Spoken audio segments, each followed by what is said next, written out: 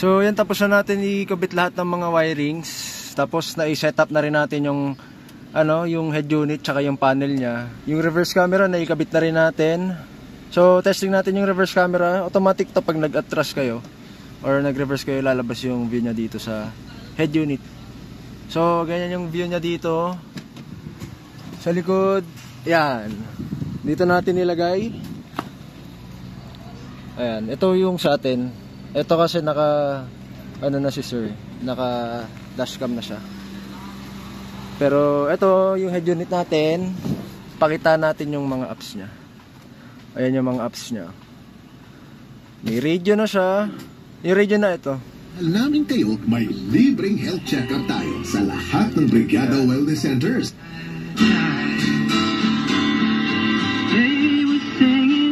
May equalizer din to. Pero equalizer niya, ganito yung tsura.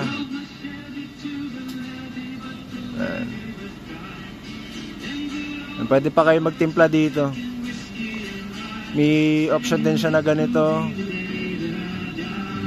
Tapos yung kung gusto niyo nasa harapan yung music, nakafocus sa likod, pwede rin. Pero itong palang variant na to, wala siyang speaker sa likod. Sa harap lang. So yan.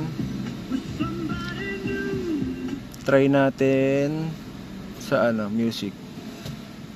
So yung default music niya, ito yun pa rin, pang testing.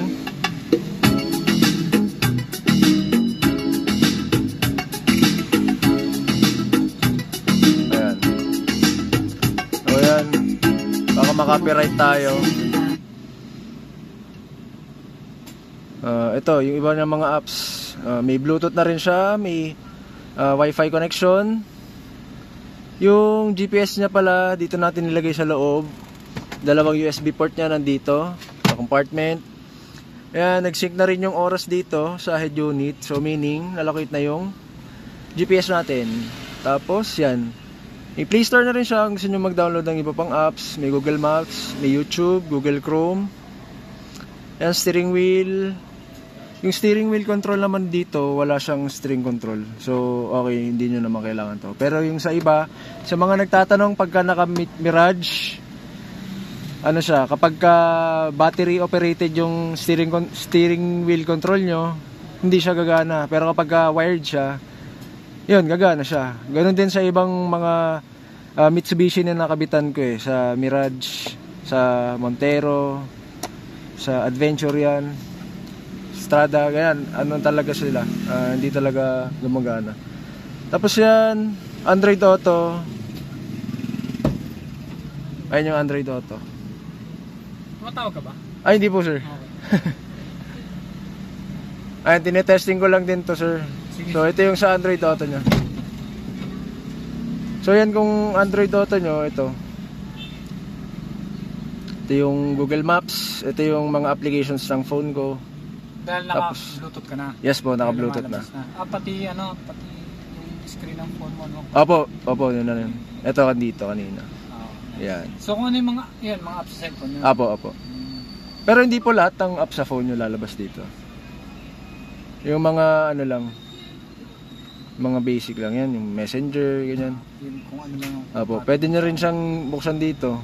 Halimbawa, sa Maps. So sa Messenger, Waze. Pwede may click. Opo, pwede dyan.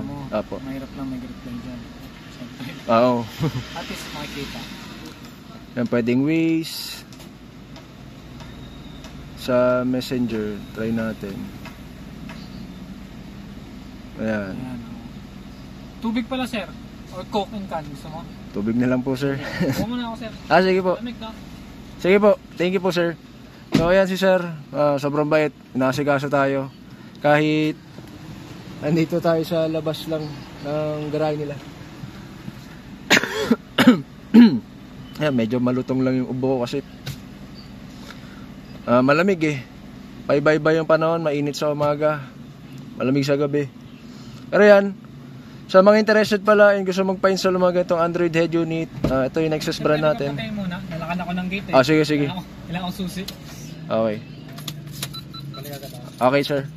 So ayan, kung meron kayo mga nabili sa online, Shopee, Lazada, pwede rin kami mag-service ng insulation. Pero ito sa amin, Nexus brand, meron tayong warranty dito, mas maganda, mas safe.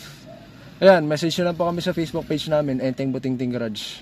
Ayan, located po kami sa Marikina City. So ayan, Merry Christmas, thank you.